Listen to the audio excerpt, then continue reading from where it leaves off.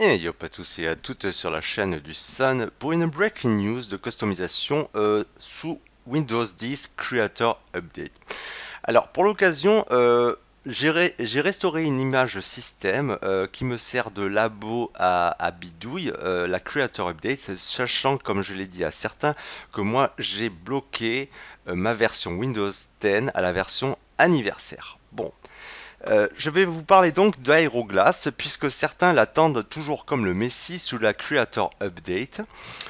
Cette version donc 15.0.63 que je n'utilise pas du tout au quotidien. Hein, voilà, c'est la build 17.03.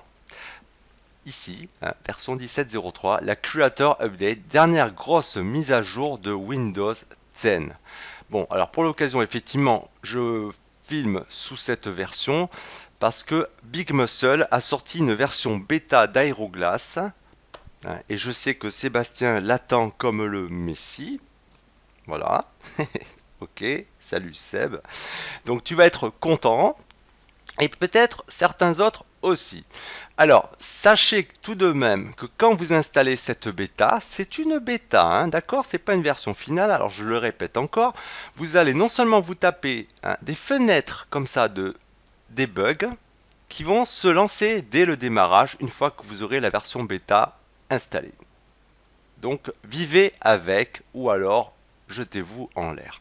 Voilà, je ne vous parlerai pas donc, hein, de manger 5 fruits et légumes par jour, hein, notamment des pommes. Bon, c'est pas le thème, mais par contre, voyez un petit peu, oh, ça c'est magnifique ça aussi ce bug. Attendez-vous aussi à avoir, même si vous avez fait une donation à Big Muscle, avoir un watermark le temps de la bêta. Alors ne me demandez pas pourquoi, et je vais être très clair sur ce sujet-là. Je ne répondrai à aucune question concernant Aeroglass. Je fais cette vidéo juste pour informer ceux qui effectivement souhaitent toujours utiliser Aeroglass et qui continuent de faire les mises à jour de Windows 10 pour leur dire qu'il y a encore de l'espoir. Mais après, il va falloir aussi vous trimballer tous les bugs potentiels et effectivement, moi, j'ai décidé de rester sous les anniversaires pour éviter tout cela et plus me prendre la tête. Tout fonctionne correctement chez moi. Donc tous ceux qui veulent prendre le risque, hein, de mettre Aeroglass sur leur bécane en version Creator Update, eh ben vous faites ça et vous l'assumez. Voilà, moi je réparerai pas les pots cassés, je vous mets juste une information, après vous bidouillez ce que vous voulez et vous assumez. Bref, alors cette version 1.5.4 encore en bêta, n'est-ce pas? Alors, on va essayer de pousser tout ce bazar, évidemment, hein, qui reste à l'écran que l'on peut même pas réduire, hein, les fenêtres de depop, de debug. Alors, elle marche correctement avec un thème évidemment compatible, version Creator Update. Voilà, donc quand vous appliquez un thème pour la build Windows 10 Creator Update, ouais, ça devient compliqué maintenant, hein, toutes ces versions. Il faut vraiment que vous veilliez à ce que le thème visuel soit estampillé compatible version Redstone 2 ou alors 17.03 ou alors 15.0.63. Vous voyez un petit peu comment c'est relou, hein, ça devient relou ces tutos sous Windows 10. Alors, pour les applications comme le gestionnaire de fichiers, avec un thème compatible, on arrive à avoir quelque chose de correct comme on pouvait voir avant. Le thème Atlas aussi est bien respecté. J'ai choisi un thème de Windows 7 pour les boutons fermés, minimiser, maximiser, vous voyez, ça marche. Pour les applications modernes, alors ça marche aussi, sauf, voilà, ce genre de glitch, hein, quand vous pointez la souris à gauche de la barre de titre. Il y a encore ça qui bug. Sinon, le reste, ça va. C'est assez correct. Voilà. Alors moi, j'ai noté sous le Windows Store. Il y a un petit bug des fois. Windows Store n'arrive pas à s'ouvrir. Là, il a réussi à s'ouvrir, mais des fois, il peut bloquer. Et vous avez le curseur de la souris qui travaille en fond. Et puis, en fait, vous êtes obligé de faire un CTRL Alt Sup et de fermer le Windows Store pour faire disparaître la fenêtre qui bug. Bon, là, ça s'est pas reproduit.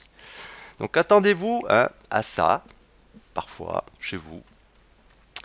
Alors, je vais être clair, comment installer donc cette version bêta. on va revenir sous le gestionnaire de fichiers. Je vous mettrai en partage une archive avec donc ces 3 fichiers. Le fichier d'installation de la dernière version stable Aeroglass qui marche très bien sous l'anniversaire, c'est la 1.5.3. Donc il faut installer cette version. Une fois que vous l'aurez installé, il y aura 2 fichiers ici, Modern Frame DLL et dwmglass.dll actualisé, qu'il faudra copier dans le répertoire par défaut, qui, si vous le laissez tranquille, se trouve dans C Aeroglass. Voilà, il s'agira donc de remplacer le fichier précédent dwmglass.dll de la version 1.5.3 par celle que je vous aurais mis dans l'archive. Voilà. Alors pour faire cela, évidemment, ça ne sera pas possible puisque ce fichier est en cours d'utilisation. Il va falloir aller dans le gestionnaire de tâches. Clic droit sur votre barre de tâches par exemple, et vous allez repérer le processus suivant, qui n'est pas simple à trouver tellement il y a de trucs en mémoire. Voilà, évidemment, j'arrive pas à le retrouver. Purée. Commence bien ça. Voilà, c'est lui là. Application Frame Host. Donc vous cliquez droit dessus ce processus dans la liste arrière-plan. Application Frame Host. Et vous faites fin de tâche. Une fois que vous aurez fait cela, vous pourrez copier donc le nouveau fichier actualisé dwmglass.dll. Et après, vous relancez votre bécane au démarrage, vous rebootez. Et après, voilà, vous aurez les fenêtres de debug qui vont s'afficher. Et après, Aeroglass sera appliqué correctement. Voilà. Alors, je ne reviendrai pas sur Aeroglass. Hein. Je vous ai dit les raisons en début de cette vidéo. Je laisserai ouverts les commentaires entre vous. Si vous voulez vous entraider, hein, résoudre les soucis de compatibilité ou les problèmes que rencontreront les uns et les autres, afin que vous puissiez communiquer. Mais par contre, ne demandez pas à Yoda d'intervenir, parce que voilà, moi j'en ai fini avec les grosses mises à jour de Windows 10. Tout marche très bien en version anniversaire, et effectivement, attendez-vous à ce que la prochaine grosse mise à jour, la Fall Update qui est prévue en septembre prochain, vous ayez encore des problèmes de compatibilité avec Aeroglass. Donc Sébastien, je te souhaite du bon plaisir et de t'amuser bien avec Aeroglass à chaque fois quand tout ça deviendra incompatible. Lol.